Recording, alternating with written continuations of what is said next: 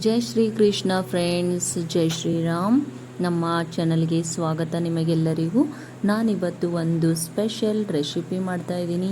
ಅದೇ ಅವಲಕ್ಕಿ ಸುಸ್ಲ ಹೇಗೆ ಮಾಡೋದು ಅಂತ ನೋಡ್ಕೊಂಡು ಬರೋಣ. ಬೆಳಿಗ್ಗೆ ತಿಂಡಿಗೆ ತುಂಬ ಚೆನ್ನಾಗಿರುತ್ತೆ. ನಾನಿಲ್ಲಿ ಭಾಗ್ಯಲಕ್ಷ್ಮಿ ಅವಲಕ್ಕಿನ ತೊಗೊಂಡಿದ್ದೀನಿ. ಇದು ತುಂಬ ಅಂದರೆ ತುಂಬಾ ಚೆನ್ನಾಗಿದೆ.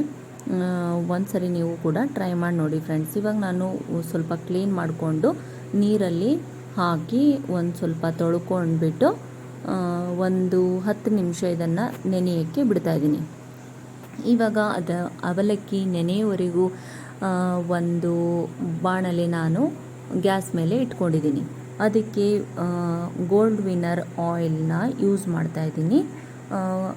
1-2 ಚಮಚ ನಾನು ಇಲ್ಲಿ ಗೋಲ್ಡ್ ವಿನ್ನರ್ ಆಯಿಲ್ನ ಹಾಕ್ಕೊಂಡಿದ್ದೀನಿ. ಅದಕ್ಕೆ ಅರ್ಧ ಚಮಚ ಸಾಸಿವೆನ ಹಾಕ್ಕೊಂಡಿದ್ದೀನಿ. ಇವಾಗ ಒಂದು ದೊಡ್ಡದಾಗಿರೋಂಥ ಈರುಳ್ಳಿ ಸಣ್ಣದಾಗಿ ಹೆಚ್ಕೊಂಡು ಹಾಕ್ಕೊಂಡಿದ್ದೀನಿ. ಒಂದು 4-5 ಮೆಣಸಿನಕಾಯಿ, ಹಸಿ ಮೆಣಸಿನಕಾಯಿ ಹಾಕ್ಕೊಂಡಿದ್ದೀನಿ. ಒಂದು ಕರಿಬೇವನ್ನ ಸ್ವಲ್ಪ ಹಾಕ್ಕೊಂಡಿದ್ದೀನಿ. ಇವಾಗ ಅದನ್ನು ಸ್ವಲ್ಪ ಫ್ರೈ ಮಾಡ್ಕೋಬೇಕು. ಇವಾಗ ಇಲ್ಲಿ ಅವಲಕ್ಕಿ ಕೂಡ ನೆಂದಿದೆ ಇಲ್ವಾ ಅಂತ ನಾನಿಲ್ಲಿ ಚೆಕ್ ಮಾಡ್ತಾಯಿದ್ದೀನಿ. ಇದಕ್ಕೆ ಒಂದು ಸ್ವಲ್ಪ ಗೋಡಂಬಿನ ಹಾಕ್ಕೊಂಡಿದ್ದೀನಿ. ಇಲ್ಲಾಂದರೆ ನೀವು ಗೋಡಂಬಿ ಇಲ್ಲ ಅಂತಂದರೆ ಇದಕ್ಕೆ ನೀವು ಒಂದು ಸ್ವಲ್ಪ ಶೇಂಗಾನ ಹಾಕ್ಕೋಬಹುದು, ಅಂದರೆ ಕಡಲೆಕಾಯಿ ಬೀಜನ ಹಾಕ್ಕೋಬಹುದು, ಅದು ಕೂಡ ಚೆನ್ನಾಗಿರುತ್ತೆ. ಇವಾಗ ಸ್ವಲ್ಪ ಅರಿಶಿನ ಪುಡಿ ಮತ್ತು ರುಚಿಗೆ ತಕ್ಕಷ್ಟು ಉಪ್ಪನ್ನು ಹಾಕಿ ಚೆನ್ನಾಗಿ ಮಿಕ್ಸ್ ಮಾಡ್ಕೋಬೇಕು. ಮಿಕ್ಸ್ ಮಾಡ್ಕೊಂಡ್ಮೇಲೆ ಇವಾಗ ಇಲ್ಲಿ ಅವಲಕ್ಕಿನ ಹಾಕ್ಕೋಬೇಕು.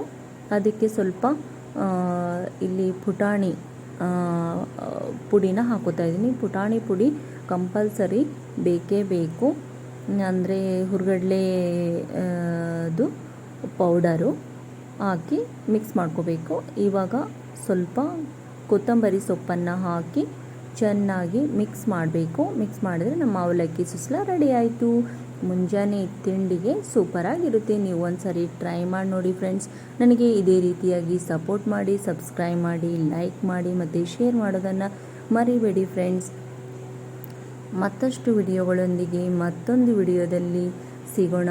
ಅಲ್ಲಿವರೆಗೂ ಬಾಯ್ ಬಾಯ್, ಟೇಕ್ ಕೇರ್ ಫ್ರೆಂಡ್ಸ್.